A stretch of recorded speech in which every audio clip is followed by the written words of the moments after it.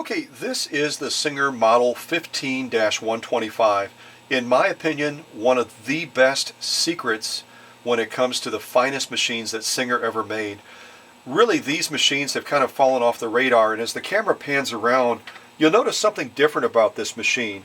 The curviness of it and the lines that are designed into it, that really is in response to Singer's attempt to be competitive in the marketplace back in the 1950s when this machine came out. This specific machine was born December 10th, 1956. Back then, Nichi, or sometimes referred to as Necchi, had a very strong presence in the marketplace. They were known for their curvaceous lines on their machines. Again, Sophia Loren was their spokesperson, and so Singer, in response to that, in a follow-up to the 1591 that preceded this model, designed this 15-125. It not only looks great, but wait until you see it sew. Let's go ahead and start on the bottom right-hand side of this machine. Obviously, we have a spool pin right here for our thread for bobbin winding.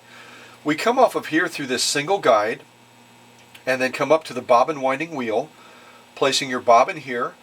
You engage it, and then as that bobbin fills, it will automatically disengage. If we drop straight down here, you can see that this control center is a number of different things. Number one, it's going to be your control area for stitch length, and this 15-125 has a huge stitch length variation, anything from 6 stitches per inch all the way down to 30 stitches per inch. It also has this wonderful lock screw, so once you set that stitch length, you can ensure that it stays there and you don't have an unexpected project outcome. You can also move this all the way into the up position and easily sew in reverse and then bring it back down to resume sewing forward just as easily. Let me show you an example of what we sewed on this particular machine. This very cool snowman type applique. And you can see through this area in the burgundy red area towards the center, we're pretty close to that 30 stitches per inch.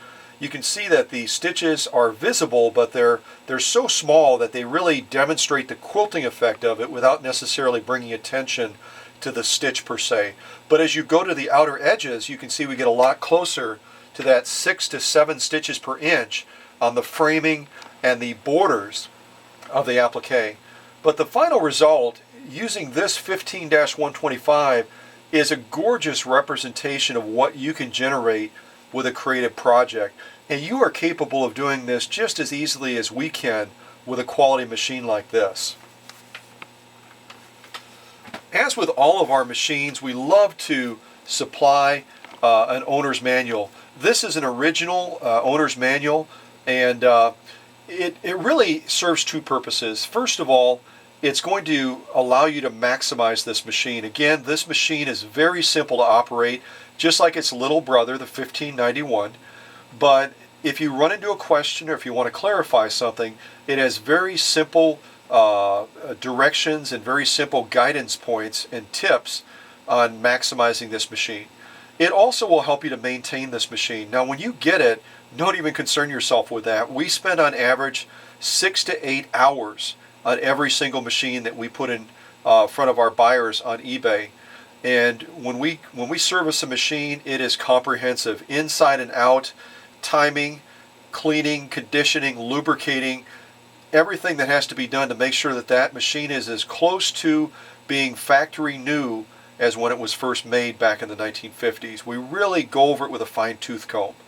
But as that routine maintenance eventually does come due, this manual will guide you through the very simple steps of maintaining this machine at that optimal running level. Let's go ahead and go back to the machine. We're going to go right up to the top, and you can see here we obviously have our spool pin for the main feed of the thread. Now you'll notice there's not 2 spool pins up here, and yet because of the technology advancements in needles, you really could generate a dual needle type sewing with this machine, either using an over-under type needle or using an oversized ion needle to feed 2 threads through it. So it does have the capacity to do dual needle style sewing, even though it wasn't originally designed to do that. As you come away from this thread to the left, I'm going to kind of turn the machine just slightly to the left so you can get a look at this gorgeous faceplate but also at that recessed tension control area. The advantage of this recessed tension control area is that it's not in your line of sight.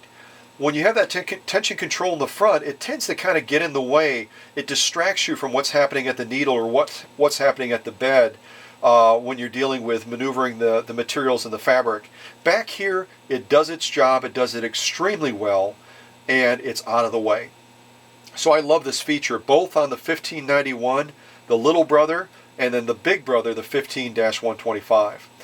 And you'll notice as we come away from the tension control, that thread comes up to the arm area, across the faceplate, and then down to this presser foot. Now look at the clearance underneath that presser foot. It's unbelievable. But that's not as good as it gets. Watch what happens when I apply this hyperextension. Unbelievable, the added clearance that you get underneath that presser foot. So if you're looking to do sewing with multiple layers of quilt batting, imagine what you can fit underneath that presser foot. And then when you employ that hyperextension, the limits are just through the roof. Also, you've got these wonderful quilt markers down here as well as seam guidances, so that you can always keep those edges just right and keep them nice and straight. I won't specifically rotate the machine back to show you, but on the bottom of here there's a very simple thumb screw that will allow you to also lower those feed dogs, and then just as quickly when you're done doing that freehand embroidery, raise them back up again so they can be fully engaged. This machine in and of itself, again, a huge number of improvements over the 1591 in my opinion, not just in the gorgeous look of it, but also the functions of the machine. And you'll see that in the other sew-offs. But if that's not enough of an incentive to bid on this machine, we always like to add extra value. So we're going to be throwing in a couple of cool little bonuses. Bonus number one is going to be this gorgeous bracelet. It's a rhinestone and then also a colorized stone type bracelet. It just, you talk about a head turner. As much as this machine, if you take it to a quilting class, is a head turner, you can wear this and even make that impact more profound. I just love the look of this underneath the lights. It just really catches the light beautifully. So this is a free bonus that's just going to go in and be added into the value of this for the winner. We're also going to be adding this gorgeous pendant style watch. I just love the look of this watch. It's quartz movement, and it's just a lovely, lovely piece that we're going to be adding in as a complement with that beautiful rhinestone bracelet as an added bonus and as an added thank you for bidding on this machine and eventually going home with the machine to the winner. Make sure you check out our other videos as well as we demonstrate the amazing power of this Singer 15-125.